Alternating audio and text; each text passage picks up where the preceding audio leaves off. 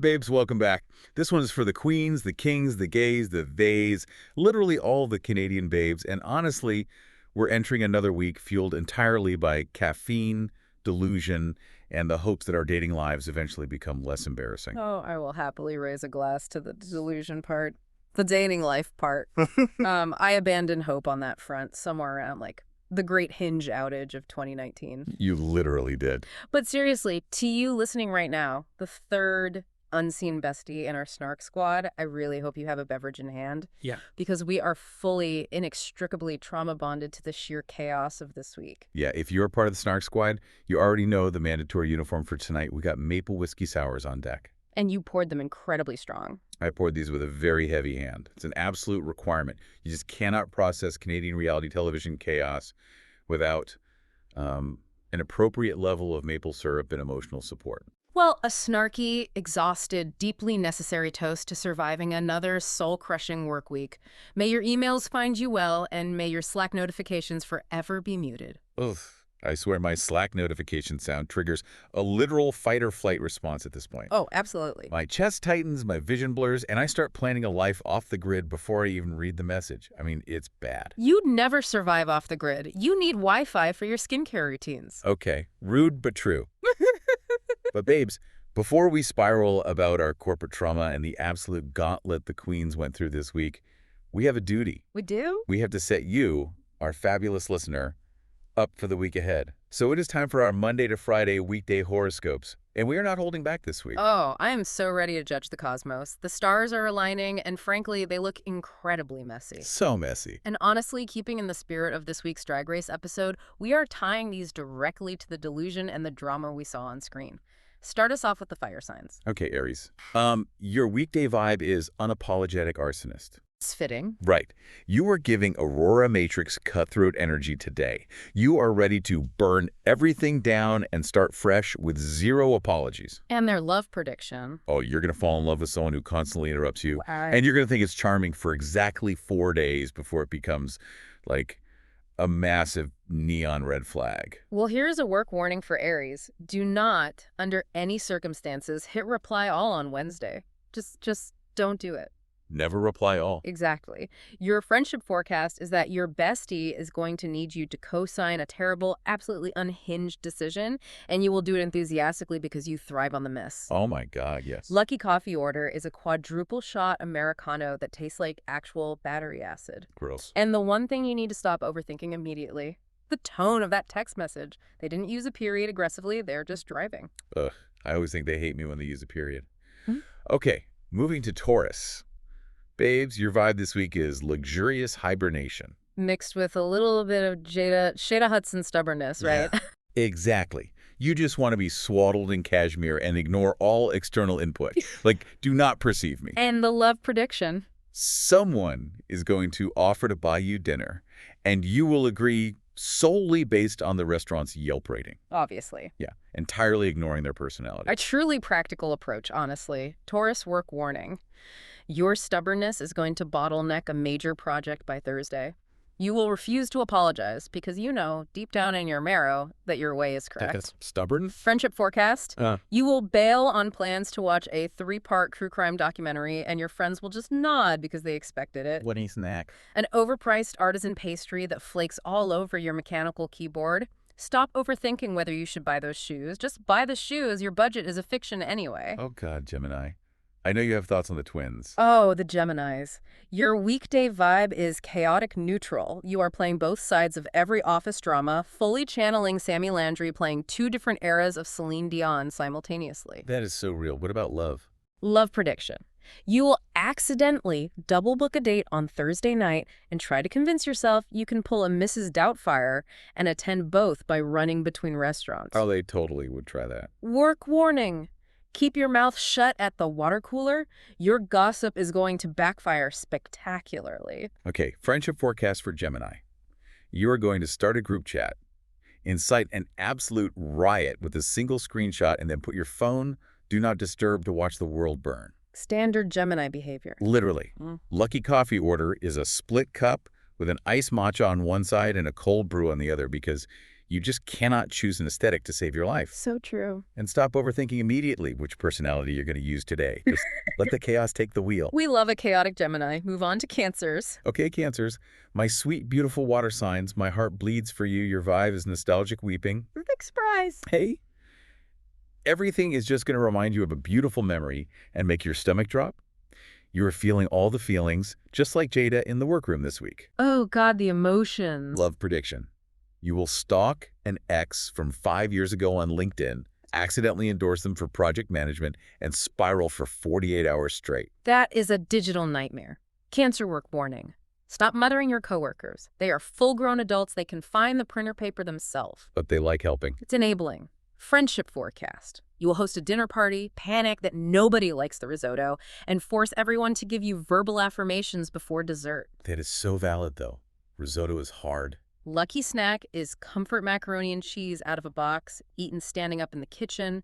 Stop overthinking whether your friends secretly hate you. They don't. You are just chronically sleep-deprived and need a nap. Leo, the vibe is main character syndrome on steroids. Naturally. The sidewalk is your runway, babe. You are fully channeling Nearah Nuff walking into that lip sync. Love prediction.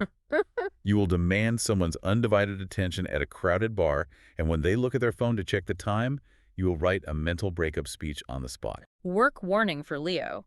Your slide deck presentation is running 20 minutes long because you keep adding deeply unnecessary personal anecdotes to illustrate synergy. They just want to be seen. Friendship forecast. You will graciously allow your friends to bask in your radiant glow this weekend. Lucky coffee order. Anything with edible gold flakes or a complicated foam swan that demands to be put on an Instagram story before you even take a sip. Stop overthinking if you looked good in that group photo. Hell. You did. You literally art-directed the shoot and made everyone take it 14 times. So true. Virgo.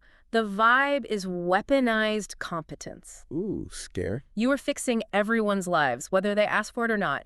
You are judging the hems of everyone's garments this week. Honestly, they probably need fixing. What's the love prediction? You will reorganize your hinge matches in an Excel spreadsheet, color-coded by emotional availability and credit score. Wait, I actually love that idea. Should we do that? No, Virgo work warning.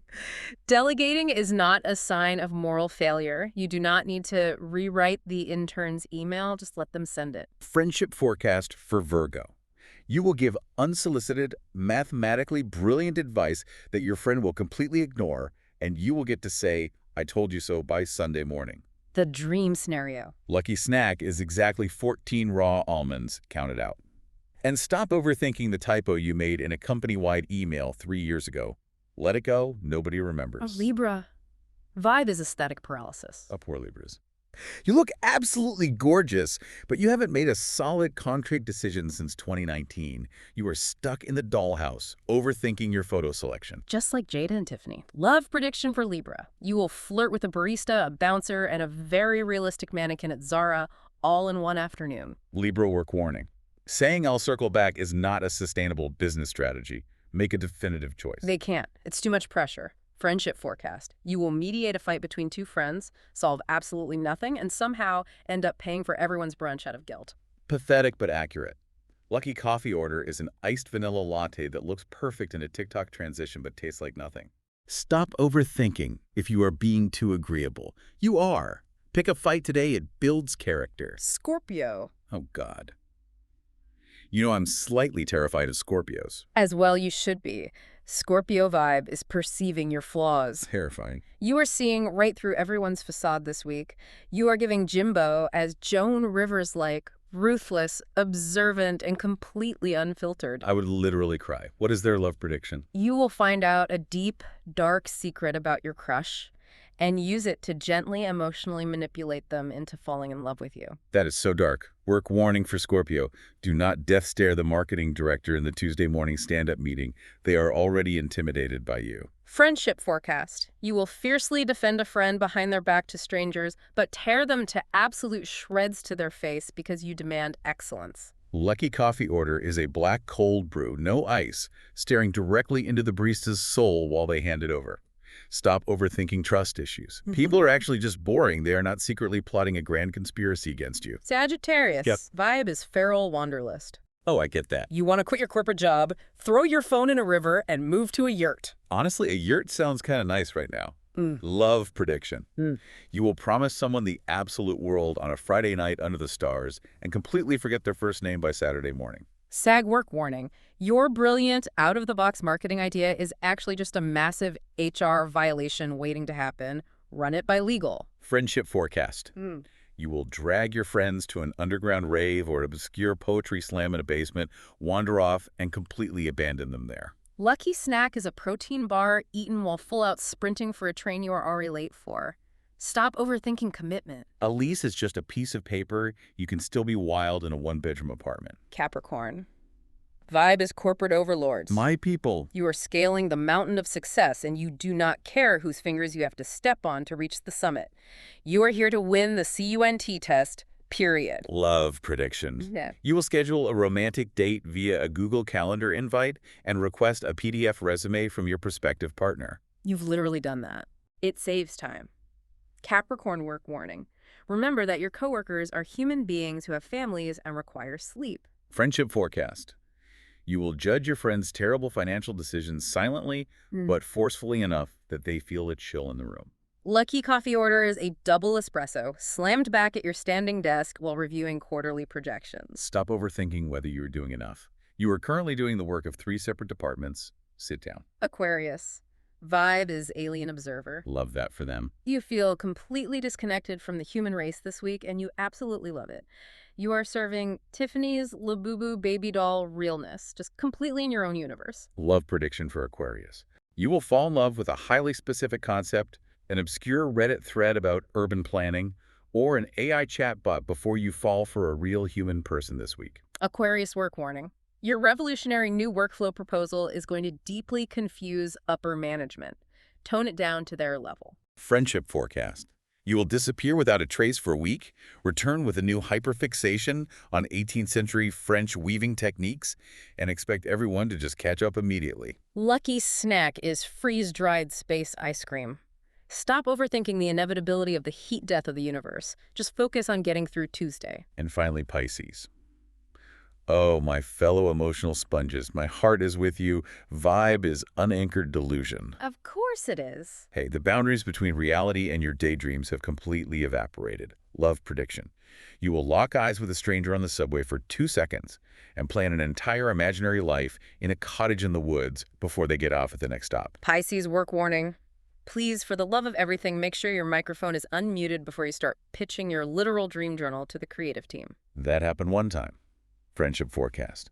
You will absorb everyone's trauma, cry on their behalf, and require a mandatory 3-day isolation period in a dark room to recover your energy. Lucky coffee order is a lavender oat milk latte that tastes like a warm hug. Stop overthinking literally everything. The vibes are not off, you just forgot to eat lunch and your blood sugar is crashing. I feel so incredibly seen and attacked by that last one. Yeah.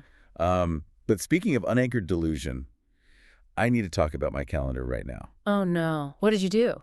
I was looking at my schedule for this week, trying to get my life together, and I realized I agreed to another speed dating event. Are you kidding me? It's on the calendar. It's locked in. It's happening on Thursday night. And I am vibrating with anxiety. I am fully spiraling right now. I explicitly told you not to click confirm on that Eventbrite link. I remember the exact conversation we had. I said, step away from the keyboard, go for a walk, do not engage with the singles industrial complex. I know. But no, you were having a moment of what you called empowerment. I was listening to Chapel Roan. The sun was shining. My skin was miraculously clear for the first time in a month. And I thought, you know what? I'm going to put myself out there. Delusion. I thought, I'm going to manifest a soulmate. I'm going to be brave. But now that it is 3 days away, it feels like a looming threat. It feels like a dentist appointment for my soul. Well, think about the mechanics of it. Exactly. The absolute psychological nightmare of sitting at a sticky high-top table, sipping a severely watered-down gin and tonic, and having to answer the question, so what do you do 12 consecutive times in 2 hours? I can't do it. It is a rapid-fire gauntlet of disappointment. Let's look at the statistical probability here because you are operating on pure fantasy. I'm hoping to sit down and instantly connect with an emotionally intelligent, charming, hilarious partner. Right.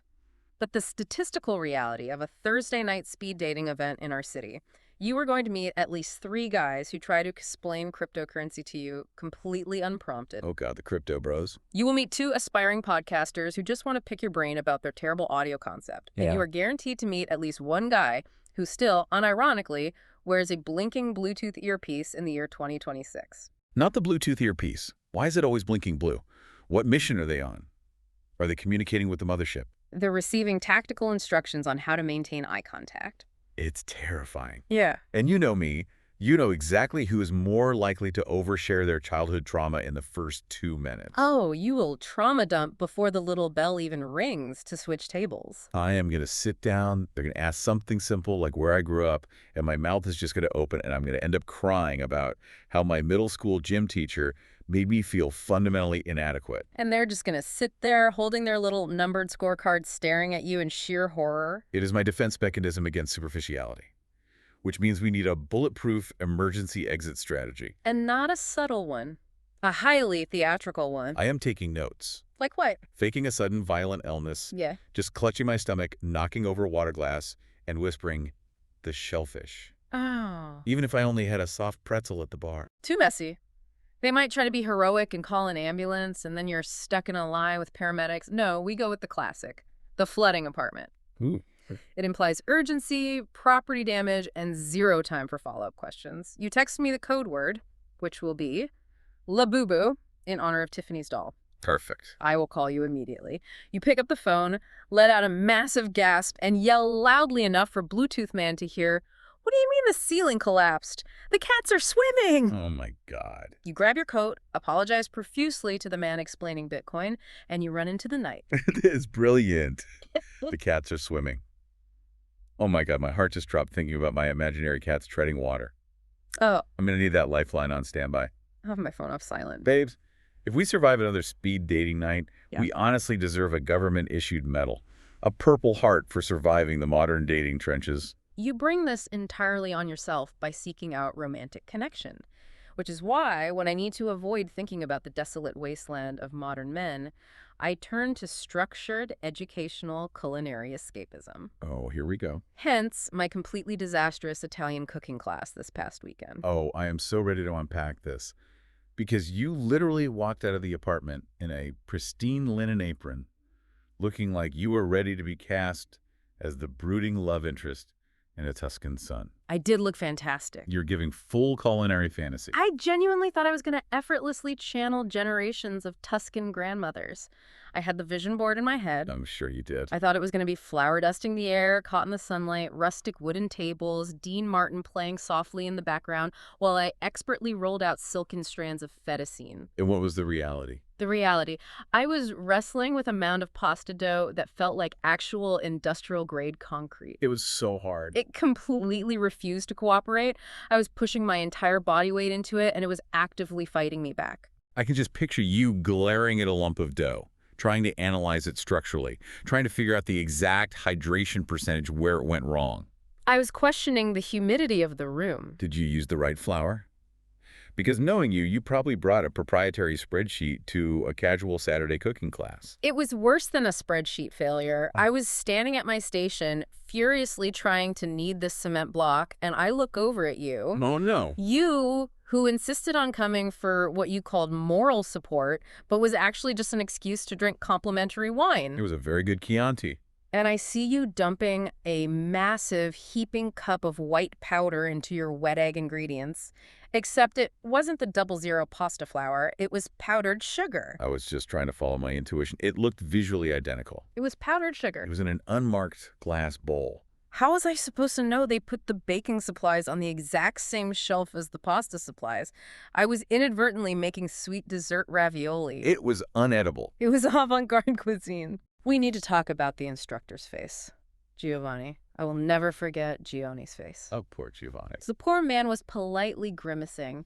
His jaw was clenched so tight I thought his molars were going to shatter into dust. He was trying so hard not to yell at me. But he was so professional, he kept pretending your technique was an interesting modern interpretation. He literally stood over your bowl of frosting pasta, nodded slowly, and said, "Ah, yes, sweet pasta, very bold." I was laughing so hard I literally couldn't breathe. I was doubled over. It was humiliating. The tomato sauce was bubbling over the edges of the pot, the kitchen smelled like burnt garlic and confectioner's sugar, and it was almost entirely ruined. Almost. But I have to admit, standing there, completely emotionally unstable, covered head to toe in powdered sugar, laughing with you while Giovanni silently prayed for the class to end. He really was praying. That homemade pasta genuinely tastes better when it is seasoned with a slight hint of panic and emotional instability. It was the best concrete I ever ate. It truly was a disaster of epic cinematic proportions. But at least we weren't being asked what we do for a living by a man wearing cargo shorts in a dimly lit bar. So a net positive for the weekend. Exactly. But babes, enough about our horoscopes, our speed dating delusions, and our Italian cooking disasters. Yeah. Let's head to the main stage. Yes, let's. Because if speed dating is a gauntlet, what do you even call this new reality TV format? The queens this week are serving charisma, uniqueness, nerve, talent, and significantly better life choices than we're making right now. Very true. So it is time to get into episode 5 of Canada's Drag Race All-Stars.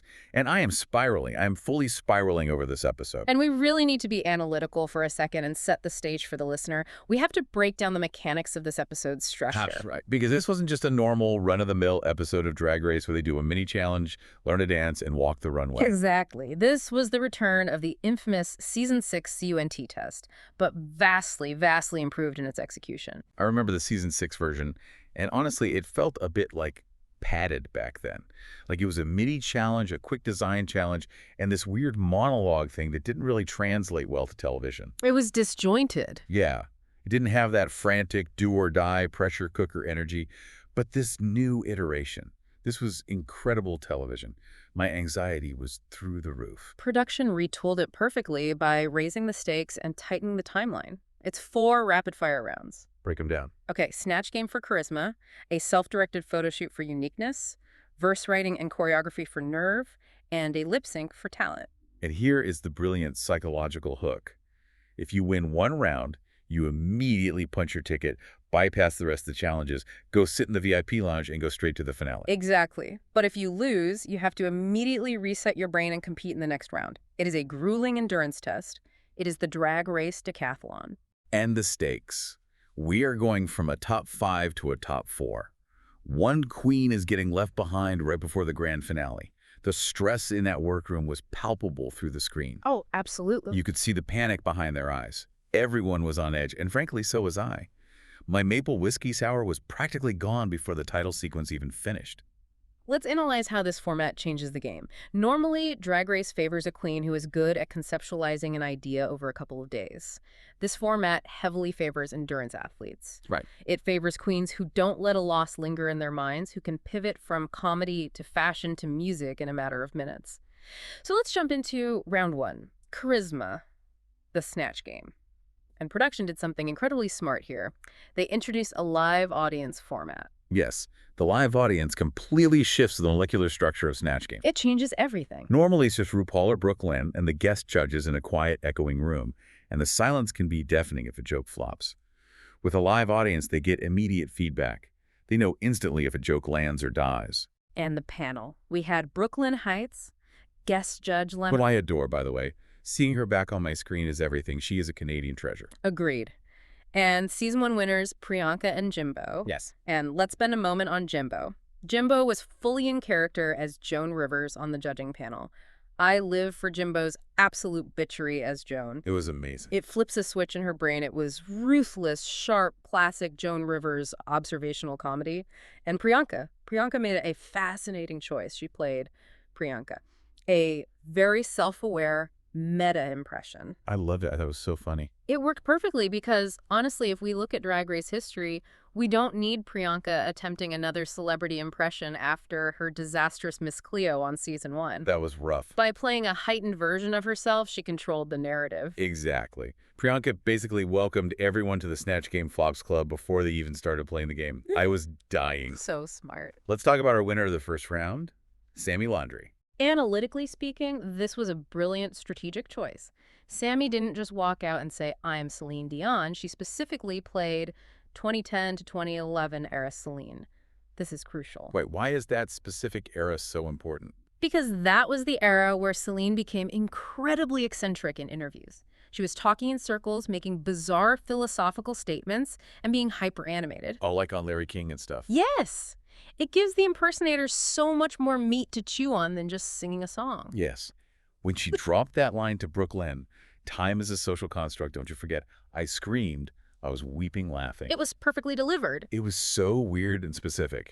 And when she brought up the shoe statue in her hometown of Charlemagne, my jaw dropped. The deep-cut references. And then when Brooklyn didn't understand a French reference, Sami snapped back and told Brooke to learn the language. I gasped. That right there is the exact mechanics of how you win Snatch Game. You don't just sit there and wait for the host to ask you a prompt. You volley. You take control of the interaction and put the host on the defensive. That makes total sense. It's incredibly smart to iterate on a base impersonation.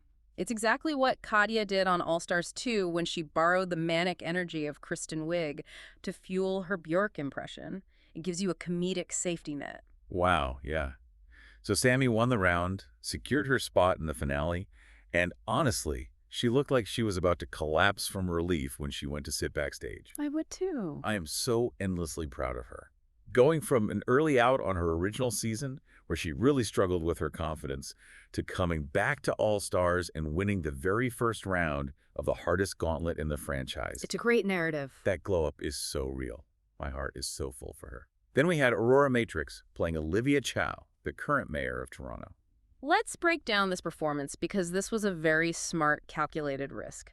Aurora desperately needed redemption after bombing her original season's Snatch Game and being in the bottom for the acting challenge just last week. She was really nervous about it. She was on thin ice with comedy.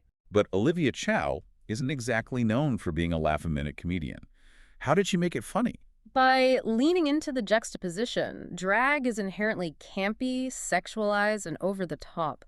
Aurora played Olivia as the incredibly straight, earnest, older politician who is fervently trying to be a good gay ally, but is completely out of her depth at the after-parties. It was so cute. It's an easy shtick, the fish out of water, but it is highly effective in this setting. I was so proud of her restraint. When she was talking about going to the gay parties and just earnestly, softly saying, I love gay people, it was so funny because of how deadpan she was. It was a smart performance. She played the character perfectly without having to resort to screaming or dirty jokes.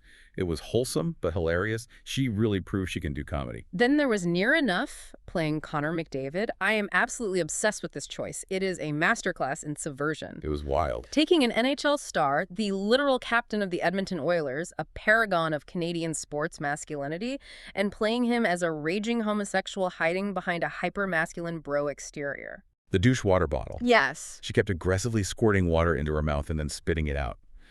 And constantly calling Brooklyn Brock. Brock? Hey, Brock. Good to see you, Brock. The visible face crack on Brooklyn every single time she said was giving me life. It was so wildly disrespectful and so funny. Nearah proved she is not just a dancer or a lip-sync stunt queen. She actually has incredible comedic timing and understands character work. Now let's look at Jada Shada Hudson. She chose T.S. Madison. I love Jada. You know I do. I fall in love with her every time she's on screen. Her energy is just magnetic. But? I want to defend her. I really do. No. But I have to admit, watching it, it started as T.S. Madison for the first question, and by the end of the game, it was really just Jada sitting in a chair shouting about 22-inch wigs in her own voice. The illusion completely shattered. It fell apart quickly. We also have to impartially note a moment that made a lot of viewers physically cringe. Jada made a controversial joke that was aimed at Latinos. Yeah, that was tough. Now, dissecting the mechanics of the joke, it felt heavily rooted in ignorance rather than active malice. She was clearly trying to emulate Madison's shock jock, unfiltered internet humor, but she lacked the nuance to pull it off. It was just so awkward. It completely missed the mark, the punchline didn't make sense, and it created a really uncomfortable, heavy atmosphere in the room for a second. The live audience went dead silent. It just didn't land. Yeah, my stomach kind of dropped for her in that moment. It was rough to watch. And speaking of rough, Tiffany Ann Co. as Bretman Rock. I am still recovering from this. A total, unmitigated disaster. Let's ruthlessly break this down because there is a historical precedent here. Okay. Bretman Rock is a high-energy internet personality. He is hilarious on TikTok and YouTube, Yeah. But on Snatch Game, both Aura Mayari on US Season 15 and now Tiffany have proven that internet personality is a dead-end character choice. Wait, why doesn't internet humor work on Snatch Game? They're so funny online. Because drag impersonation requires exaggeration. You take a celebrity's quirk and you blow it up by 1,000%. Okay, yeah. Internet personalities like Bretman or Emma Chamberlain are already playing highly exaggerated, curated versions of themselves online. When a drag queen tries to copy them, there is nowhere left to exaggerate. Oh, that makes so much sense. It just becomes a flat, verbatim copy of a TikTok video, which doesn't translate to improv comedy. Unless you completely reinvent the character, it will always fail. And the execution. It was the dead air, the sheer echoing silence. It was painful. When Brooke asked her a direct question to tee her up, and Tiffany just stared blankly and said, "Miss Bretman Rock, last name Rock," and then nothing. No punchline, no joke, just blinking. A complete psychological freeze. I was literally having a visceral reaction. I was pacing my living room, crying a little bit for Tiffany having to stand there in the silence while the live audience stared at her. You could feel the panic radiating through the screen. So Sami advances. That leaves Aurora, Nearah, Jada, and Tiffany, who now have to immediately wipe off their Snatch Game makeup, process their failure, and head into round 2, Uniqueness, the dollhouse photo shoot. This challenge was so incredibly cool. It was visually interesting, yes. They walked onto the main stage in their brand new runway looks, and the stage had been transformed into a giant, life-sized dollhouse. They had to act as self-directed models, working with the photographer, posing inside the dollhouse, and then, this is the crucial part, they had to go to the monitor and choose their own final photo to present to the judges. This is a test of visual literacy. It's not just about wearing a good garment, it's about understanding how the camera sees that garment. Let's start with the clear winner of this round. Aurora Matrix as Little Bo Peep. Editorially speaking, this was immaculate. She looked stunning. A true superhero action figure vibe mixed with a porcelain doll. Let's talk about why it won. It comes down to proportions. In a confined space like a dollhouse, a massive gown will swallow you whole. Right, because it was a tight set. Aurora had this oversized bonnet and sharply structured elevated shoulders. It framed her face perfectly. And she didn't give campy doll face. She served pure, cutthroat, America's Next Top Model high fashion face.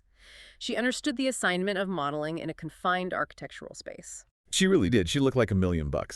Then we had Nearah Nuff as Alice in Wonderland, honestly. Yeah. I thought the runway look was a bit basic. It was. It was just a cute, off-the-rack looking blue Alice dress with an apron.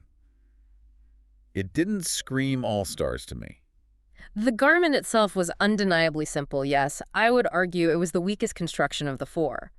But analytically, this is where the mechanics of the challenge saved her. How so? Her face card, meaning the sheer beauty and makeup execution of her face, was lethal.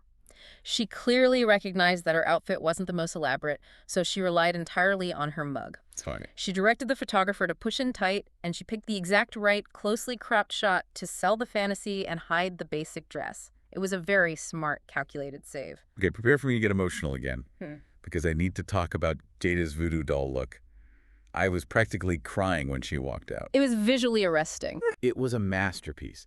The intricate beadwork, the purling across the chest, the little sculptural nails sticking out of her joints, it tied into real cultural history. And it was so elevated. It was the best she has looked all season, without question. It was a gorgeous garment, which is precisely why I am absolutely furious at Jada's photo selection skills. I was yelling at my television. But she looked so good. Why on earth did she pick that wide, awkward, full-body shot where she looked lost in the room? But the wide shot showed off the whole outfit. Drag Race is a visual media game. Framing is everything. During the behind-the-scenes photo shoot footage, we saw her giving incredible, intense close-ups. That's true. There were some great options. She had this one specific mugshot angle where she had her fist raised near her face. The lighting caught the pins perfectly, and her eyes were piercing the lens. It was editorial perfection. Why didn't she pick that one? I know. By picking the wide shot, she completely sabotaged her own chance to win the round because the judges couldn't see the detail of the garment. I was screaming at the TV, too, like, pick the close-up, Jada! Zoom in. It was heartbreaking. And then there was Tiffany with her Tiff Boo, Labubu-inspired baby doll drag. I thought the concept was so adorable. The concept was fine. It fit her chaotic, playful brand perfectly. Taking a trendy blind box toy and turning it into drag is smart. The photo choice, however, was a crime against the art of drag illusion. Oh, no. Here we go. We must discuss the mechanics of breastplates. A silicone breastplate is a heavy, cumbersome piece of drag armor used to create the illusion of cleavage. Right. To make it look real, you have to blend the neck seam, match the skin tone, and most importantly, you have to stand in a way that doesn't buckle the silicone. Oh, my God. Tiffany chose a photo where she was leaning forward so aggressively that the silicone bunched up and squished together. The lighting hit the wrinkles, and the judges literally said it looked like the Andes Mountains. It really did. It was rocky, it was valleyed, it was completely unhinged. It looked like a topographical map of a disaster zone. I felt so bad for her because in motion, it looked cute, but frozen in that photo, it was just peaks and valleys. Unfortunate. So Aurora wins the uniqueness round with her flawless proportions, meaning she is safe and in the finale. That leaves Jada, Nearah, and Tiffany, and we head into the workroom to prepare for the third round. And babes, the untucked chaos that ensued. This is where the pressure cooker of the C.U.N.T test fully exploded. When you put exhausted, highly competitive people in a room and tell them two of them are about to go home, the psychology gets fascinating. So messy. Let's reconstruct this tension. Tiffany, knowing she completely bombed Snatch Game and just got red for filth over her breastplate, tries to employ a psychological defense mechanism. She tried to be confident. She tries to puff her chest out and hype herself up to the other queens, claiming she's a massive threat, and they just don't know what she's truly capable of yet. And the other queens basically laughed right in her face. It was so uncomfortable. I live for Aurora in this moment. She was so cold. Aurora, who is already safe and holding a cocktail, delivered an ice-cold deadpan red that deserves a daytime Emmy. She didn't yell, she didn't raise her voice, she just looked at Tiffany with dead eyes and said, "Maybe your all just isn't good enough." I gasped. I clutched my invisible pearls. Mm-hmm. I had to pause the TV and walk around my living room to process that level of savagery. Brutal, Ugh. cutthroat, exceptional reality television. It was so intense. But then the mood in the workroom violently shifted. Jada had a complete structural meltdown. My heart literally dropped into my stomach watching this. She was completely defeated. Jada just broke down sobbing. She felt like she was never going to be good enough because she hadn't won a single maxi challenge yet this season. She was spiraling, talking about quitting right there on the spot, saying she couldn't take the psychological pressure of the gauntlet anymore. It's the cumulative toll of the format. It systematically breaks down your ego until you have nothing left to hide behind. I was crying talking about this with you earlier, but this is why I love this cast. Tiffany, who is literally fighting for her own life in this competition, who just got red for her breastplate, who is on the verge of elimination, and guest judge Lemon immediately step in. It was a nice moment. Tiffany refused to let Jada quit. She looked at Jada with so much empathy and said she didn't want to win by default. She wanted Jada to stay, to pick up her crown, and to fight her fair and square.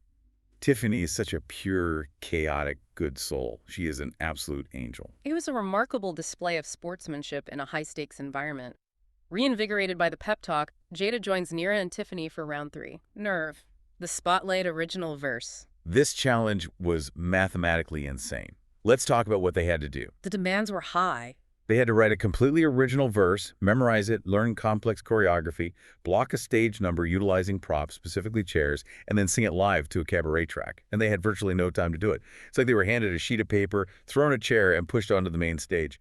The instrumental track itself was the real villain here. It wasn't a standard 44 pop beat that drag queens are used to. What was it? It was a complex mix of cabaret horns, fiddle samples, and a syncopated synth beat. It requires a very specific rhythmic vocal pocket to sit in.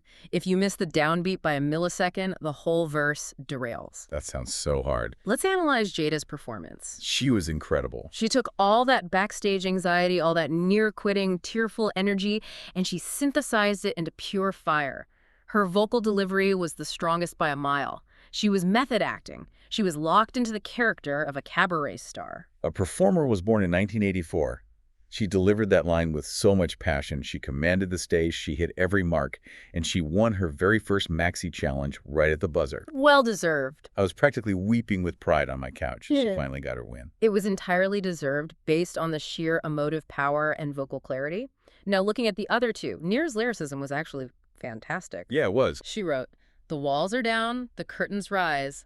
Light finds Nearah, her time to shine. It fit the Broadway theme perfectly. And her dancing. Untouchable. She used the chair like a rhythmic gymnast. But Tiffany. Oh, Tiffany. My sweet Tiffany. Tiffany awkwardly missed lip-syncing the chorus entirely while the other two queens were clearly singing it beside her. And her verse. We need to talk about lyrical filler. It was a bit repetitive. When you are writing a 16-bar verse, every syllable matters. Tiffany's verse relied heavily on filler words to pad the beat, very, always, and already. It was clunky, it lacked narrative focus, and she fell out of the pocket of the beat multiple times. It was really tough to watch. So Jada goes to the finale, leaving Nearah and Tiffany in the bottom two for the final sudden death round. Round 4, talent. The lip sync. The ultimate showdown, Nearah Nuff versus Tiffany Ann Co. Yeah. The song, Ariana Grande's pop masterpiece, Into You. This is a Drag Race classic, last seen for Valentina's legendary redemption lip sync on All Stars 4. I heard the opening synth notes of that song, and I just closed my eyes because I knew Tiffany was in terrible danger. It was an absolute surgical decimation. Nearah Nuff didn't just perform the song, she dissected it. She destroyed that stage. She treated that Ariana track like a surgeon with a scalpel, finding microscopic beats in the production that we couldn't even hear and punctuating them with her body. Explain the duck walk. Because she was doing things I have never seen. The duck walk is a foundational element of ballroom culture.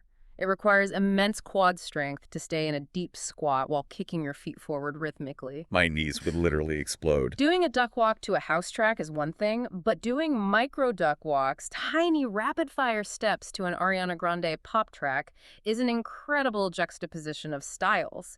She added perfectly timed drops, splits, and most importantly, humor. Yes. She added these little comedic pauses where she teased the audience with a split, pause on the beat, and then held back.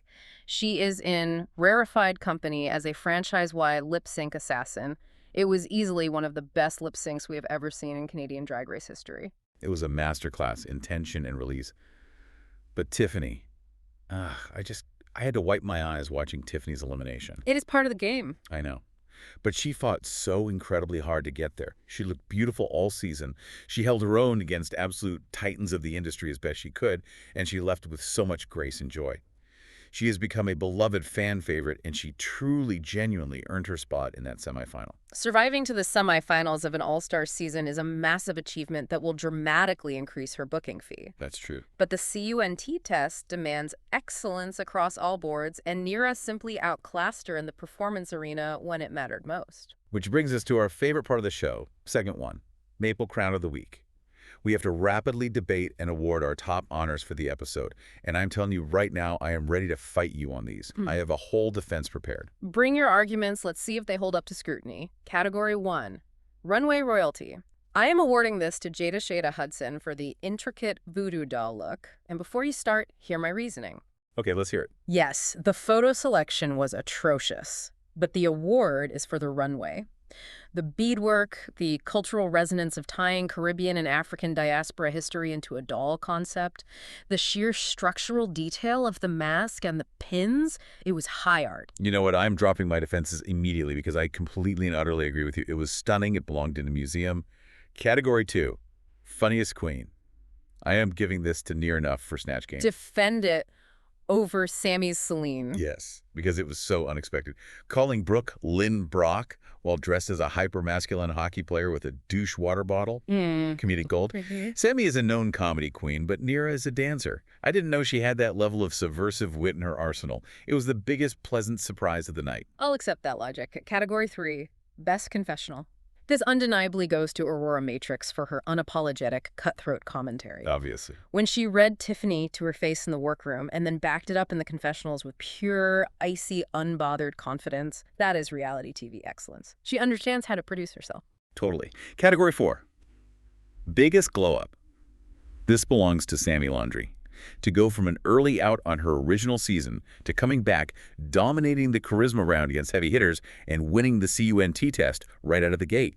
We love her redemption arc, and hers is fully realized. And finally, Category 5, the queen you'd invite to your chaotic Italian cooking class. We both texted each other the exact same name before we even hit record. It's Tiffany Ann Co. 100%. She would show up with that giant Tiff boo bag, accidentally knock over a 50-pound bag of flour, use the powdered sugar just like you did, and somehow make the ruined sauce the most fun, joyous part of the evening. Exactly. She has that infectious, chaotic, good energy that can salvage any disaster. She would be an absolute joy to burn garlic with. All right, moving seamlessly into segment 2. Runway or runaway? I need you to put on your imaginary judge's glasses. I am ready to react emotionally to your sterile, clinical critiques of fashion. Let us categorize the dollhouse looks. First, runway royalty. This goes to Aurora's Little Bo Peep. As I stated, the immaculate proportions elevated a simple nursery rhyme concept into high fashion. It was a masterclass in silhouette and spatial awareness. It was perfection. Next category. Safe but forgettable. Nearah's Alice in Wonderland. A very strong photo selection saved a fundamentally basic, off-the-rack looking garment. Safe, but if you ask me to sketch it from memory tomorrow, I will draw a blank. Fair assessment. Category. Creative swing that almost worked. Tiffany's Tiff Boo. The concept of translating a trendy Labubu blind box toy into drag is incredibly smart, modern, and taps into current pop culture. The execution of the headpiece was adorable. But however, the decision to immortalize the look with a photograph that highlighted an improperly fitted squished silicone breastplate, that completely ruined the illusion. A brilliant creative swing compromised by a glaring technical failure. The Andes Mountains will never be the same. I will never look at geography the same way. And finally, run away immediately. Jada's photo selection skills. Notice I am saying the skills, not the outfit. I know. The outfit was runway royalty, but the sheer lack of visual literacy required to choose that wide, awkward, distant shot when you had a fierce, intense, beautifully lit mugshot available on the camera roll. Run away! Flee the scene of the crime. Hide from the fashion police. I am still actively mourning that mugshot photo. We were robbed of greatness. Okay, babes, the energy is shifting because it is time for segment 3. Group chat investigation. This is a complex segment. It is. This is where we take the pressure cooker of reality TV and examine how it spills over into the real world. We treat real drama like leaked group chat screenshots. We are pouring the tea, but we are doing it responsibly. Let's start with the in-show drama. We need to reconstruct the tension when Aurora read Tiffany. The side eyes in that workroom were absolutely lethal. Oh, they were deadly. When Tiffany puffed her chest and said she was a threat, you could visibly see Nearah and Aurora exchange a silent look that basically communicated an entire 500-word essay on delusion. The conversation looked calm on the surface, but the undercurrent was deeply dangerous. I felt the danger. Aurora wasn't yelling. She delivered the read with the chilling, measured calm of a corporate assassin firing someone on a Friday afternoon. It was giving Succession-level boardroom tension. It was incredible television. Oh. But wait, we need to pivot. What is happening off-screen right now? Yeah. Because the drag world group chats are literally on fire right now. My phone has not stopped buzzing with links and screenshots. It is essential that we approach this carefully and responsibly. We are impartially reporting the facts of the digital fallout and the allegations currently hitting the drag world, as documented by major publications. We are not taking sides. We are not passing legal judgment. Exactly. We are simply laying out what has been reported and analyzing the sociological impact of how fast this community reacts. Exactly. This is heavy stuff, and these are severe allegations being actively litigated or discussed in the community. We are just the messengers trying to make sense of the digital chaos. Yeah. What is the timeline on the first major leak? The first major situation involves Kennedy Davenport. Kennedy released a promotional poster for her 30th anniversary and birthday event featuring a massive, star-studded lineup of queens. Okay, yeah. However, the inclusion of Shangela on this poster immediately sparked intense, immediate backlash online. This is due to the multiple sexual assault lawsuits and allegations detailed in a major Rolling Stone expose against Shangela. Right. To give context to the listener, the Rolling Stone article detailed accounts from multiple accusers, and there was a lawsuit filed in 2022 that was ultimately settled outside of court, Right. and a brand new lawsuit filed in early 2025. Correct. For full context, Shangela and her legal team have adamantly denied all allegations, calling them categorically false and unsupported, and referred to the latest lawsuit as BS. That's right, they denied it. However, the digital fallout from the poster's release was swift and severe.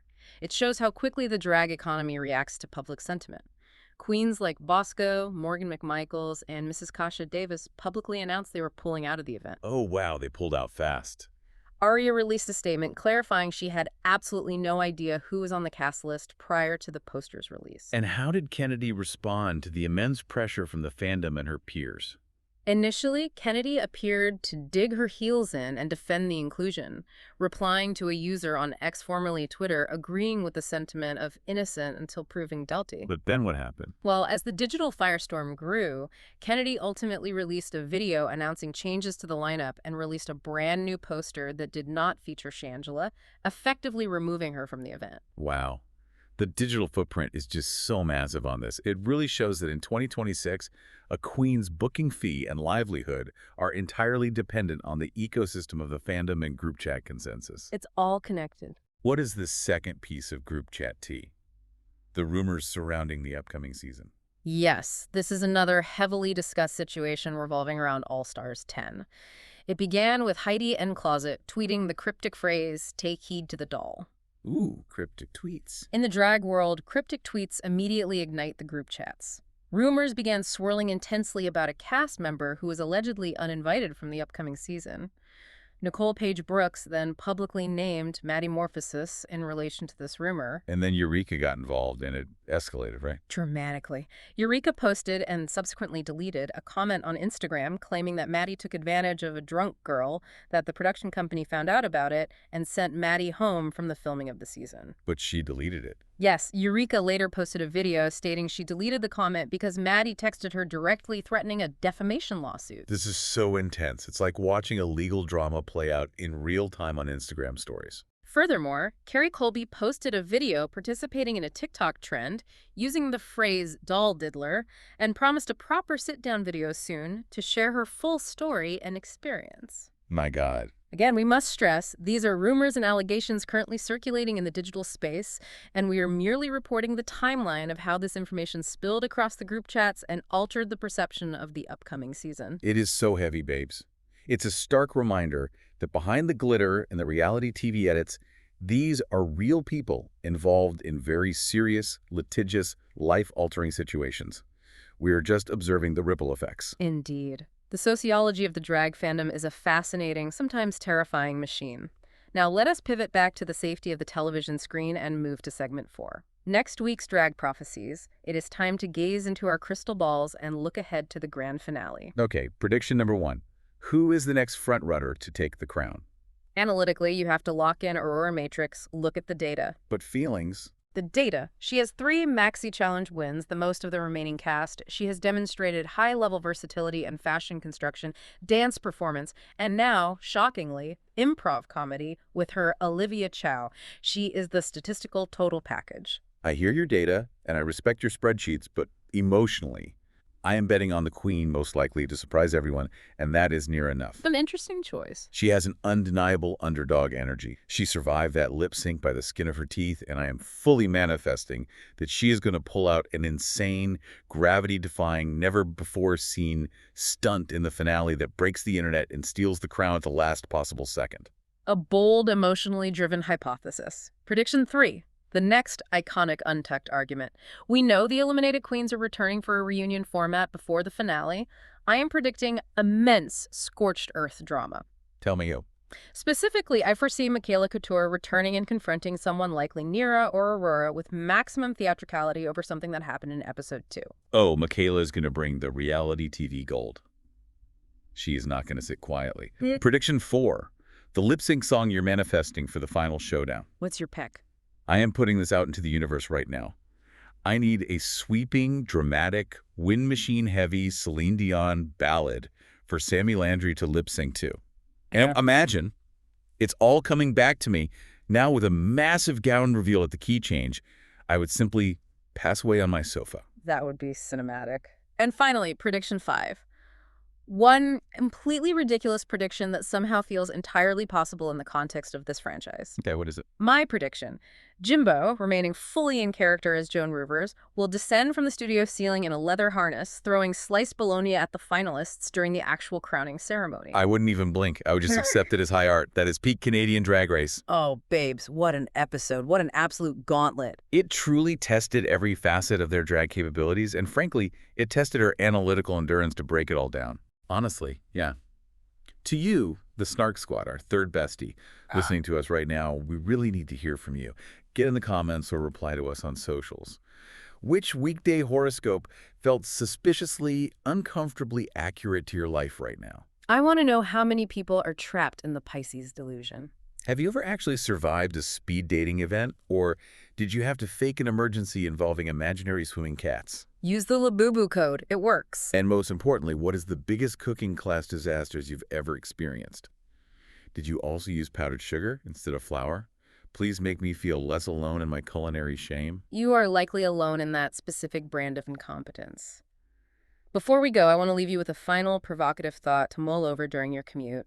We talked about how this format changes the game. Yeah. If the C.U.N.T test, this massive, multi-round, sudden death gauntlet, becomes the standard for all drag race semifinales moving forward, does it fundamentally change the meta of the type of queen who can win the crown? Ooh, that's a good question.